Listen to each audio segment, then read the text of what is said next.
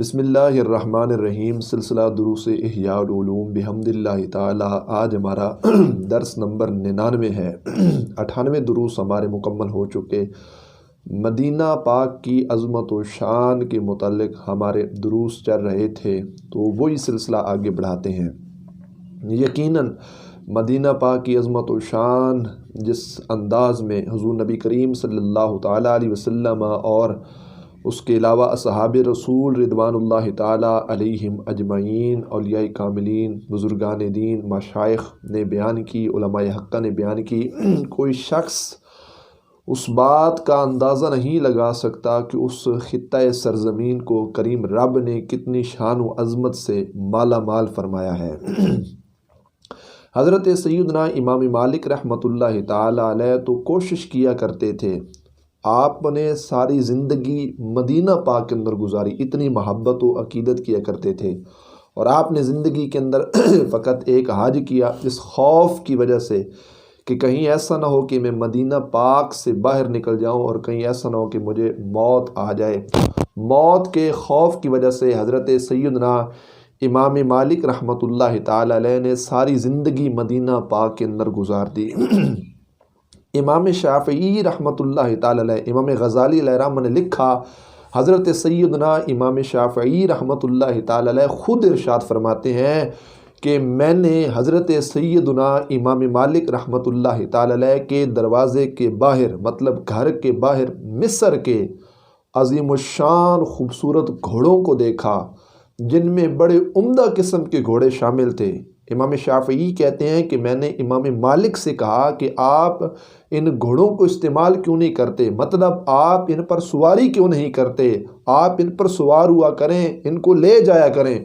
تو حضرت سیدنا امام مالک رحمۃ اللہ تعالی علیہ نے حضرت امام شافعی رحمۃ اللہ تعالی علیہ سے فرمایا، اے امام شافعی، میں یہ سارے گھوڑے تمہیں تحفے کے اندر دیتا ہوں، تم ان کو لے جاؤ، یہ گھوڑے سارے تمہارے حوالے ہیں۔ امام شافعی کہتے ہیں میں نے کہا ٹھیک ہے، میں قبول کرتا ہوں، لیکن ایک گھوڑا آپ رکھ لیں، آپ اس پر سوار ہوا کریں اور آپ سیر و تفریح کیا کریں۔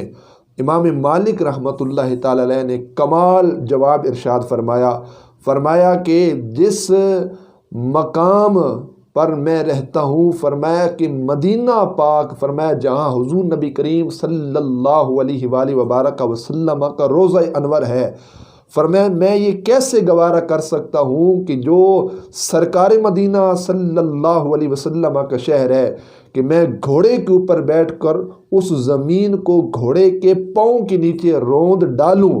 فرماتے ہیں کہ میرا عشق، میری محبت، میرا ایمان اس بات کو گوارا نہیں کرتا کہ میں گھوڑے کے اوپر بیٹھوں اور میرے گھوڑے کے قدم اس زمین پر لگیں جس زمین پر رسول اللہ صلی اللہ علیہ وسلم نے قدمین لگائے تھے، اس زمین پر میرے گھوڑے کے قدم لگیں جس زمین پر رسول اللہ صلی اللہ علیہ وسلم کا روضہ انور ہے۔ فرماتے ہیں کہ مجھے حیا آتی ہے اس بات سے، لہٰذا میرا ادب اس بات کو اور میری محبت گوارا نہیں کرتی کہ میں ایسے گھوڑے پر بیٹھ کر سیر و تفریح کروں، لہٰذا یہ گھوڑا بھی تم لے کر جاؤ۔ اس انداز میں امام مالک رحمۃ اللہ تعالی علیہ مدینہ پاک کا کیا کیا کرتے تھے، ادب کیا کرتے تھے۔ پھر نبی اکرم صلی اللہ تعالی علیہ وآلہ وبارک وسلم نے مدینہ کی عظمت و شان کے متعلق ارشاد فرمایا۔ علامہ ابن جوزی رحمۃ اللہ تعالی علیہ اس حدیث کو نقل کرتے ہیں کہ سرکار مدینہ صلی اللہ علیہ وسلم نے قسم اٹھائی، فرمایا قسم ہے اس ذات کی، حضور فرماتے جس کے قبضہ قدرت کے اندر میں محمد کی جان ہے، اللہ کریم جل جلالہ نے میرے شہر مدینہ کی غبار مٹی کے اندر بھی اللہ پاک نے شفا رکھی ہے، اس مٹی کو بھی جس بیمار پر لگایا جائے اللہ تعالیٰ اس کو بھی صحت عطا فرما دے گا، اللہ اس کو بھی شفا عطا فرمائے گا، اللہ اس کو بھی صحت کاملہ عطا فرمائے گا۔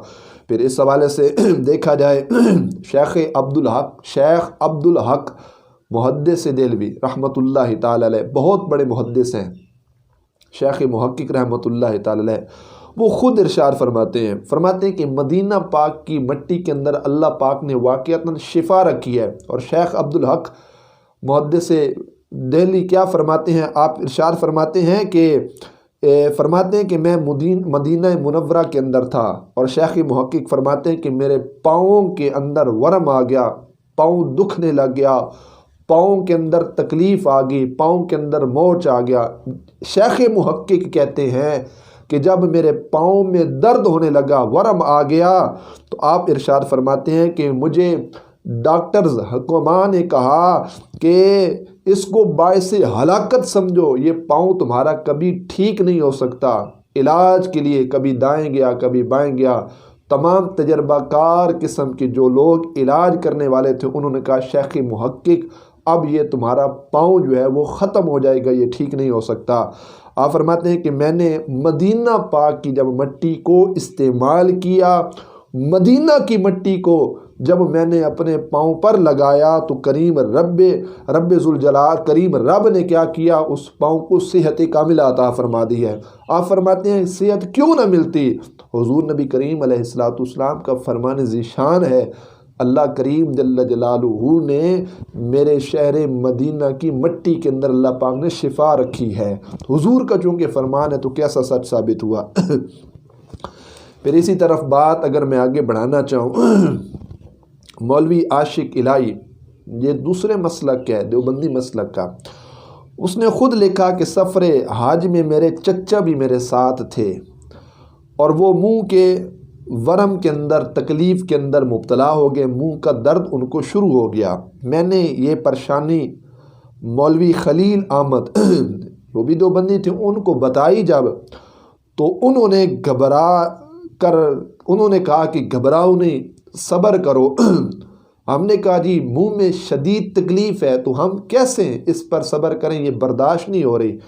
تو انہوں نے آگے سے کہا کہ حضور نبی کریم صلی اللہ علیہ وسلم کے روضہ انور کے قریب چلے جاؤ، وہاں سے مٹی اٹھاؤ اور اس کو استعمال کرو، اس کو منہ کے اوپر ملو، جس طرح وہ مٹی سے مسح نہیں کیا جاتا اس طرح جا کر انہوں نے کہا کہ منہ کے اوپر اس مٹی کو ملو۔ وہ کہتے ہیں کہ میں نے نماز ظہر سے فارغ ہو کر مٹی حاصل کی اور چچا کے چہرے پر ملی۔ اس خاک مدینہ کی وجہ سے اللہ پاک نے میرے چچا کو صحت عطا فرما دی، ان کے منہ کا جو درد تھا وہ بالکل ٹھیک ہو گیا۔ اللہ اکبر! اس سے شفا کیوں نہ ملتی؟ کیوں کہ حضور نبی کریم صلی اللہ تعالی علیہ وسلم کا فرمان ذیشان ہے، اللہ پاک نے مدینہ پاک کی غبار کے اندر اللہ پاک نے کیا رکھی ہے؟ صحت رکھی ہے۔ اس سے مریض جو ہوتے ہیں وہ ٹھیک ہو جاتے ہیں۔ جن کو دنیا سے نا امیدی لگ جائے اور دنیا جن کو کہہ دے کہ یہ ناکام ہو گیا ہے، اب اس کا مرض ٹھیک نہیں ہوتا، اب وہ مدینہ میں جب آئے گا اللہ اس کو صحت عطا فرما دے گا۔ اللہ اکبر! پھر سنیے روایت ام المومنین امی عائشہ الصدیقہ طیبہ طاہرہ رضی اللہ تعالی عنہا سے مروی، آپ فرماتی ہے کہ حضور نبی کریم صلی اللہ تعالی علیہ وسلم مدینہ پاک میں ابھی تشریف نہ لائے۔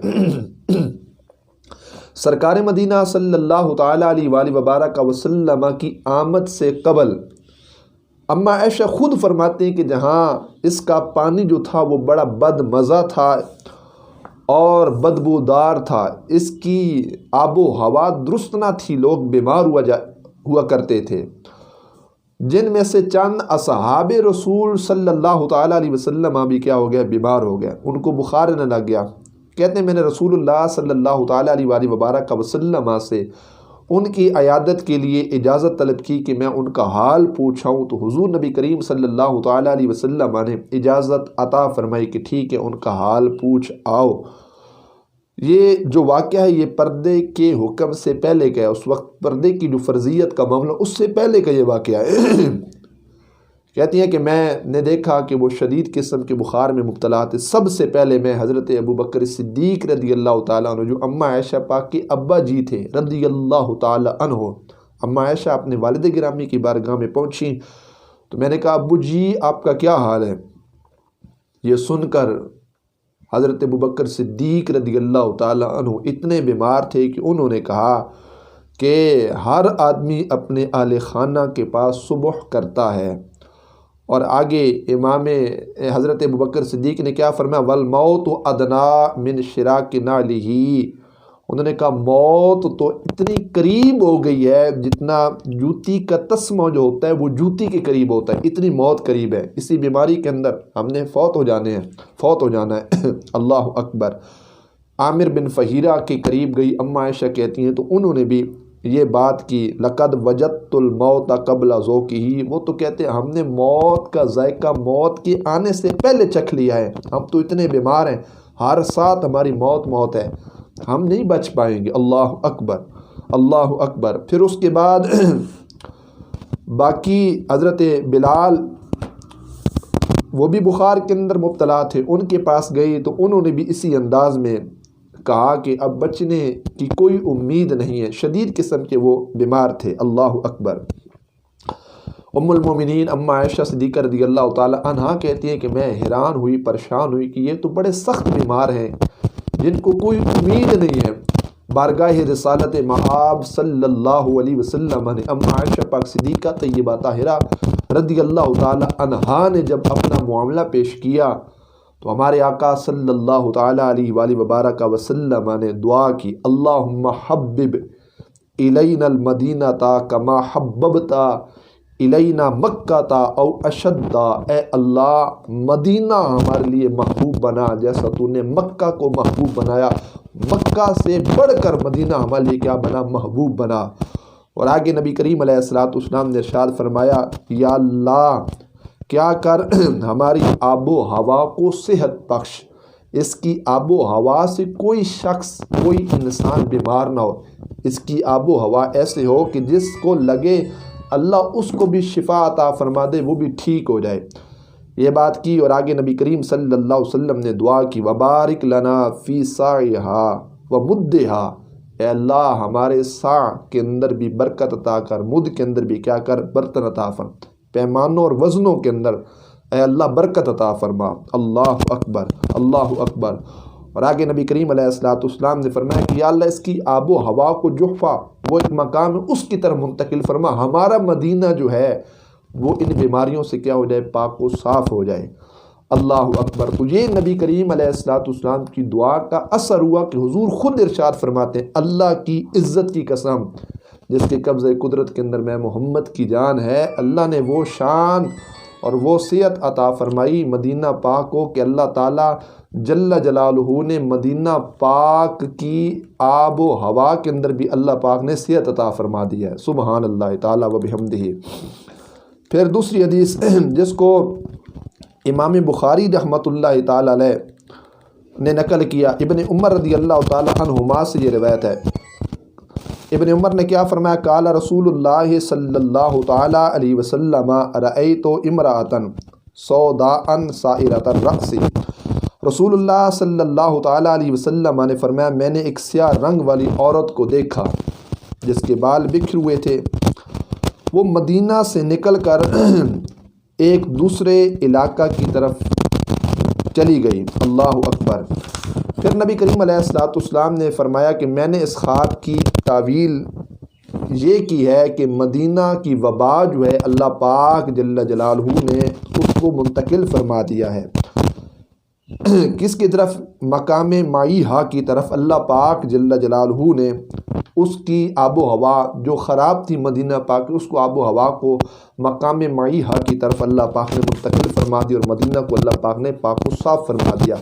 اب مدینہ کی آب و ہوا کے اندر اللہ پاک نے صحت عطا فرمائی ہے، اور نبی کریم صلی اللہ تعالیٰ علیہ وآلہ وبارک وسلم ارشاد فرماتے ہیں اے اللہ جو تو نے برکت مکہ شریف کو عطا کی، اے اللہ مدینہ کو دگنی برکت عطا فرما۔ اللہ اکبر۔ تو نبی کریم علیہ السلام اس طرح کی دعائیں کیا کرتے تھے۔ پھر حضرت ابو ہریرہ رضی اللہ تعالیٰ عنہ روایت کرتے ہیں کہ اہل مدینہ کا یہ معمول تھا کہ جب ان کے باغوں میں پہلا پھل جو ہوتا وہ پکتا نہ تو اس پھل کو بارگاہ رسالت مآب صلی اللہ علیہ وسلم پیش کیا کرتے تھے۔ نبی کریم علیہ السلام مدینہ پاک کے پھلوں سے اتنی محبت و عقیدت کیا کرتے تھے کہ سرکار مدینہ صلی اللہ علیہ وسلم مدینہ پاک کے پھل کو لے کر اپنی آنکھ مبارک پر رکھتے اور حضور دعا فرماتے، اللہم بارک لنا فی ثمرنا وبارک لنا فی مدینتنا، اے اللہ ہمارے مدینہ میں بھی برکت عطا فرما، یا اللہ مدینہ کے اندر جو پھل ہیں یا اللہ ان کے اندر بھی برکت عطا فرما۔ اللہ اکبر۔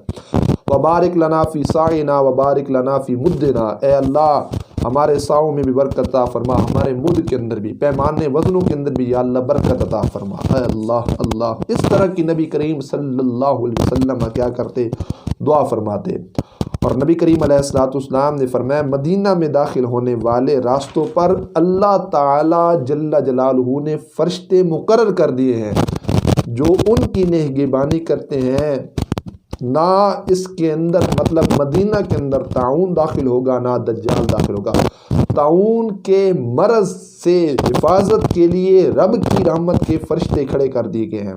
وہ اللہ کی رحمت کے جو فرشتے ہیں وہ اس بات سے تحفظ کرتے ہیں، لوگوں کا یقینی بناتے ہیں، اور ہر قسم کی کوئی بیماری وہ مدینہ پاک میں اللہ کے فضل و کرم سے داخل نہیں ہو سکتی۔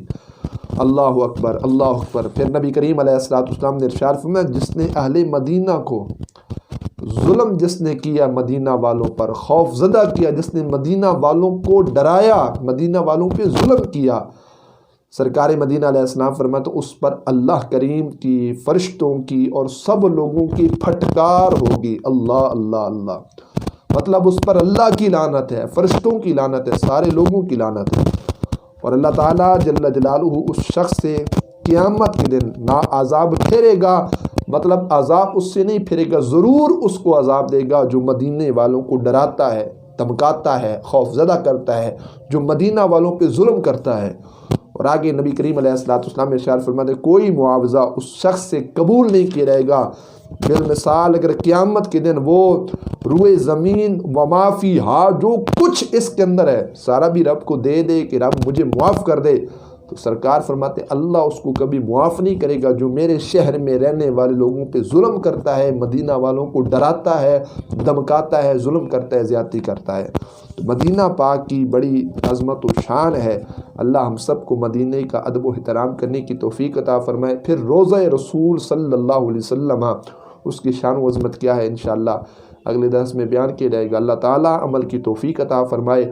حجت الاسلام حضرت سیدنا امام غزالی رحمۃ اللہ تعالی علیہ کہ اللہ پاک درجات بلند فرمائے، ان کے روحانی علمی فیوز و برکات سے اللہ تعالی ہم سب کو مستفیض فرمائے۔ وآخر دعوانا الحمدللہ رب العالمین۔